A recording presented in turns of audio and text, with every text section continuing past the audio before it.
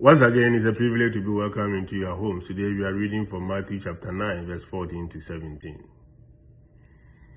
The disciples of John approached Jesus and said, "Why do we and the Pharisees fast, but your disciples do not fast?" Jesus answered them, "Can the wedding guests mourn as long as the bridegroom is with them? The days will come when the bridegroom is taken away from them, and then they will fast. No one patches an old wine cloak with a piece of unshrinking cloth, for its fullness pulls away from the cloak, and the tear gets worse. People do not put new wine into old wineskins. Otherwise, the skins burst, the wine spills out, and the skins are ruined.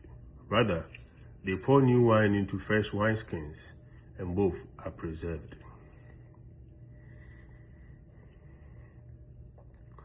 In the course of the Gospels, Jesus speaks of himself in a whole variety of ways as shepherd, gardener, flute player, sower, king, mother hen, and many more. Each image expresses some aspect of his ministry.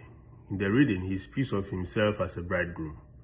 The time will come for the bridegroom to be taken away from them. Jesus seems to be alluding there to his own death, his crucifixion. If he is the bridegroom, he refers to his disciples as the bridegroom's attendants. These are the people who look after the bridegroom on his wedding day. It would never be expected that such attendants will fast. A wedding day is celebratory. It is time for eating and drinking. Jesus was defending his disciples against those who accused them of not fasting enough. Jesus was comparing his ministry to a joyful wedding feast to which everyone was invited. He came to proclaim good news. There was a joyful dimension to his ministry. That remains the case today. The Lord remains the bridegroom, and according to St. Paul, we, the church, are his bride. There is a lovely beatitude in the book of Revelation. Blessed are those who are invited to the wedding feast of the Lamb. That beatitude embraces all of us.